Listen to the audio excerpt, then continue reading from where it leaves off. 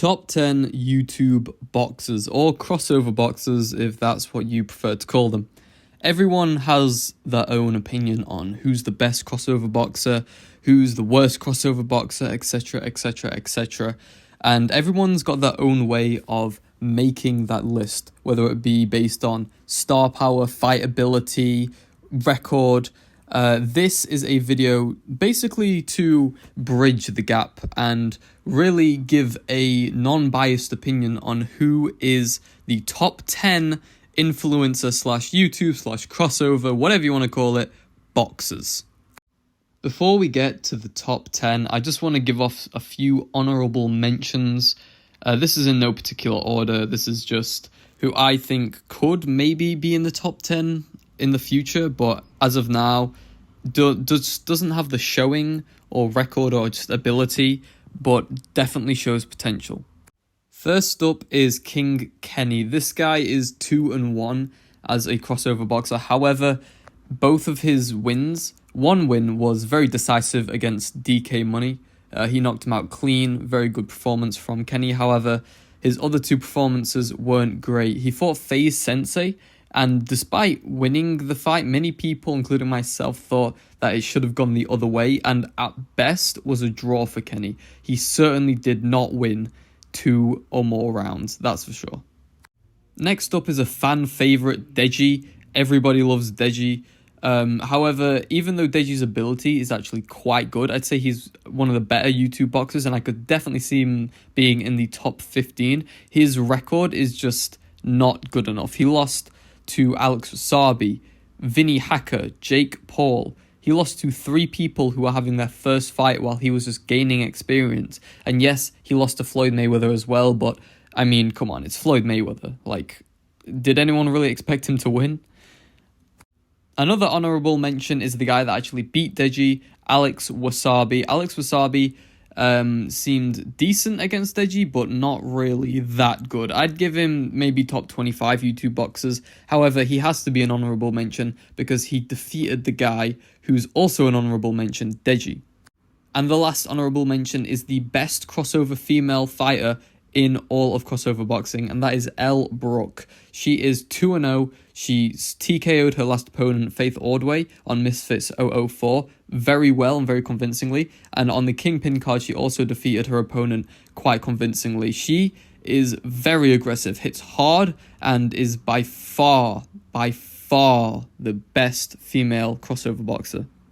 Kicking off the top 10 list, at number 10 we have FaZe Temper, ladies and gentlemen. That's right, FaZe Temper. The reason FaZe Temper is this low on the list is because of how he's lost in the past. He's 2-2. He had a very good knockout win against Overflow. However, after that FaZe Temper fight, Overflow had a chess boxing match in which he looked terrible. So you could argue that's not really much of a win. But he did defeat Kenny as well. Kenny is a very reputable opponent, and FaZe Temper simply outboxed him, which is very impressive. However, his 2 losses are bad. He lost to Slim by knockout, which, looking back, at the time, we all thought Slim had some insane power because he had knocked out every single opponent he fought up to then. However, looking at it now, he didn't knock out Tom Zanatti, and almost lost, in fact. He didn't knock out Ryan Taylor, who could barely throw a punch correctly. Slim isn't that good of an opponent to lose in the second round to. However, his previous showings do put him as the top 10 on this list. Next up at number 9, I have another southpaw, and that is Austin McBroom. Now, you might be thinking that Austin McBroom shouldn't be on this list, maybe an honorable mention. However, if you go and look at his performances, yes, he beat Bryce Hall quite convincingly, and that shouldn't just put you on the list. However, if you look at the Gibb fight, at the very beginning of the fight, before he got hurt and lost his head, if you just look at his performance, he looked good. He looked like a natural boxer. Not like as natural as, say, a Jake Paul, but he was outworking and outboxing Gibb for the first 1 or 2 rounds. And he even knocked down Gibb, a guy who has had, up to that point, I think 4 fights, while Austin had 1. And Austin didn't even train that much for the fight. Now, obviously, he did lose to Gibb, Following the fight, his lack of experience left him wanting that knockout punch, which made him get caught, and knocked out by an Eson Gibb. However, his performance alone definitely puts him as number 9 on this list. Coming up next, we have big boy FaZe Sensei. Yes, he lost to Kenny. However, like I said before, Kenny definitely didn't win that fight, and it was a clear robbery from FaZe Sensei. FaZe Sensei, in all of his fights, has looked great. Against Overflow, he won by 3rd round TKO, and that was with a body shot while they were wearing bigger, more padded gloves. This was back in the days of YouTube boxing where they used head guards, etc. So that was very impressive. He also showed very impressive skill against Kenny because he hit Kenny so hard in that fight. I'm very surprised Kenny didn't go down. FaZe Sensei also has a background in mixed martial arts and Muay Thai. FaZe Sensei is no joke in the boxing ring. In 7th place, we have the man who beat Austin McBroom and Eson, Gibb. Now, Gibb is a very, very, very good crossover boxer. However, he really doesn't have that natural ability that a KSI, a Logan Paul, a Jake Paul has to put him in the top 5. Gibb his work rate is just insane, and that's how he beats his opponents. He outpaces them, outworks them when they're training, and eventually beats them. When he fought Taylor Holder, he defeated Taylor Holder very convincingly. When he fought Austin McBroom, yes, he was getting outboxed at the beginning, but when he came back and knocked Austin McBroom down, I think 3 or 4 times before KOing him badly. However, saying that, he was fighting a guy on his 2nd fight while Gibb was on his 4th fight, and the way he lost to Jake Paul was pretty bad. Gibb cannot handle 10-ounce gloves as well as some of the top boys in the division can. What I mean by that is, against every time he has fought against an opponent wearing 10-ounce gloves without a head guard, he has been dropped. In the Taylor Holder fight, it was 16-ounce gloves. In the previous 2 fights that he fought on the KSI vs. Joel and KSI vs. Logan 1 undercards, he was wearing head guards with, I think, 12-ounce gloves or maybe 16. But whenever he fights in 10-ounce gloves, every time he gets at least dropped once. He has been dropped 4 times in 2 fights as a professional, which is not very good. However, he did win his last fight and he looked pretty good in it. So Gibb, for his experience and power and just overall work ethic, has to be number 7. Just above Gibb, we have a guy who has never lost a fight before. We have big boy Slim Albaher. Slim is a very good crossover boxer. However, the reason that he is not in the top 5, just scraping in the number 6 section, is because he simply just isn't good enough where he is. At his current weight, fighting people like Tom Zanatti, Ryan Taylor, FaZe Temper, he just can't seem to grasp how to put these guys down, with the exception of FaZe Temper, of course. Ryan Taylor can't box. The guy fights like he's trying to get a burglar out of his house. He just sprints up to you and just throws his head at you, basically. I mean, literally in the DK Money fight. But Slim still couldn't put him away. Yes, he knocked him down onto his knee, but he couldn't put him away despite landing so many shots. And he also couldn't put away Tom Zanatti, a guy who was on his 1st fight, and Slim couldn't beat him by knockout. In fact, Slim barely won that fight. I think it was 38-39 in the end. Yeah, Slim did not look good in his last fight. However, he is 6th on the list because he has never lost. He has constantly just kept grafting and grafting and grafting and winning and winning and winning. And every fight he's had, he's won. I think he's 6-0 right now. Or, yeah, I think 6-0.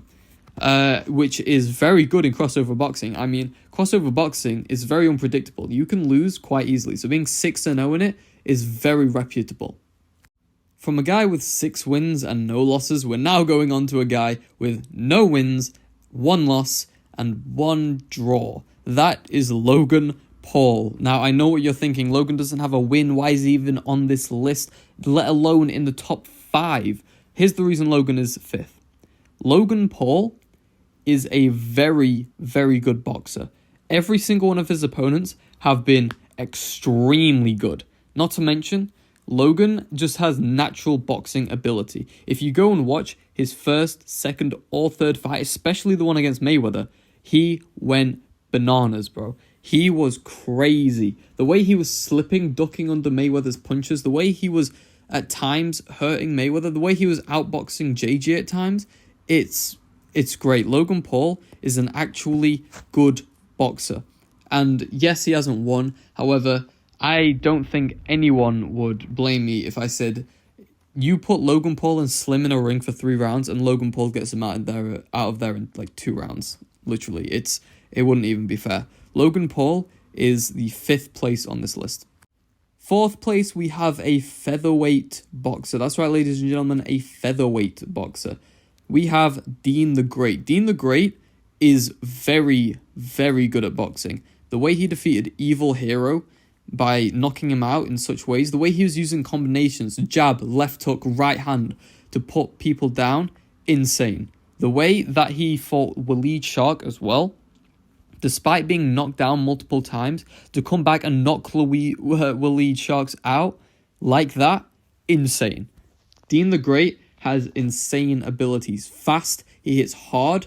Not to mention, his last fight was against a Golden Gloves winner. For people who don't know boxing, Golden Gloves is an amateur tournament held in America, which basically puts some of the best amateur boxers around into a big tournament. Waleed Sharks won that tournament and Dean the Great beat him. That's above crossover boxer level. That's virtuing to pro divisions. 3rd place on this list, we have the one, the only, Salt Papi. This guy just keeps surprising me. I honestly thought when Salt Papi was labelled up to fight Josh Bruckner that Josh Bruckner was going to destroy him. I thought Papi was the most overrated crossover boxer of all time because his only 2 fights before then were against Halal Ham, who, let's be honest, is on the lower end of YouTube boxing in terms of skill, heart, and basically everything. And Salt Papi went the distance with him. He went the distance with Halal Ham, for goodness sake.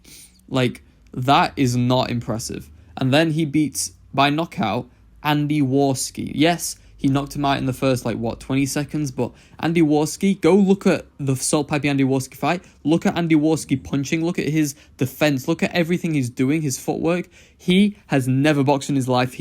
I'm honestly surprised he was even allowed in the ring. He looked shit. He looked fucking terrible. And Salt Papi obviously just went in, bang, bang, knocked him out. I thought, okay, anyone could do that. Whatever. He's overrated. But then to do what he did to Josh Bruckner, an MMA fighter, a man who has had actual professional boxing matches, and to knock him out in the 2nd round, fucking incredible. I was on my feet. I was watching it live in the OVO arena.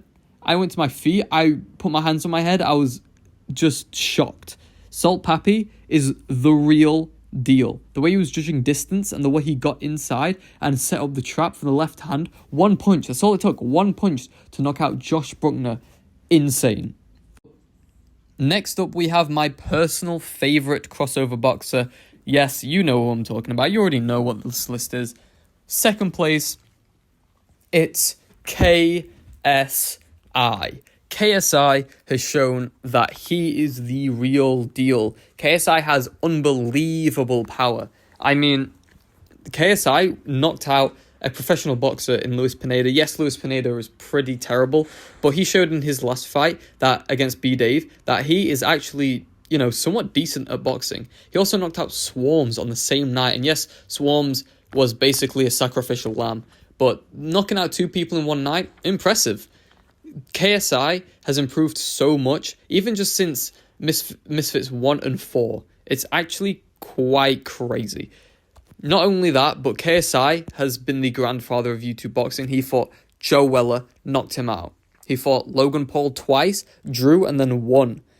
And then he fought, obviously, twice in the same night. And then his most recent fight against FaZe Temper, where he knocked him out clean in the 1st round. People were debating if KSI or Slim were better. Some people thought Slim would destroy KSI in a boxing match, honestly. That's the general consensus that I was hearing, because people were sick and tired of KSI not fighting people and then saying that he was the best. But then to go and knock FaZe Temper out in 1 round, a man who is on this list, was absolutely insane. KSI is the real deal. People can say he's overrated all they want. Say this, say that, whatever. I don't care. He's 5-0-1, 1 draw, 5 wins. He is the real deal, ladies and gentlemen. KSI, there's a reason KSI versus Jake Paul is the fight everyone wants to see. Because everyone wants to know who is the best, who is number one. And to absolutely nobody's surprise, we have Jake Paul as number one. Yes, Jake Paul is number one purely on his skill level, his record, and everything about his boxing ability, essentially. Jake Paul is KSI's arch rival, right down in the 4th round. Jake Paul has had a very, very, very good resume when it comes to boxing. Now, does that mean that this list is going to stay like this? No, I think KSI, by the end of this year or maybe early next year, will defeat Jake Paul. I just think he has the tools to do so. However, I can't not put Jake Paul here because Jake Paul has just done more and showed more than KSI or anyone else on this list. That's it, guys. Thank you so much for watching. If you liked, please drop a like and do a little dance. Thanks for watching, and let me know what you want to see in the comments, and let me know who you think the top 10 YouTube boxers is in the comment section below. Thank you so much for watching. Bye-bye.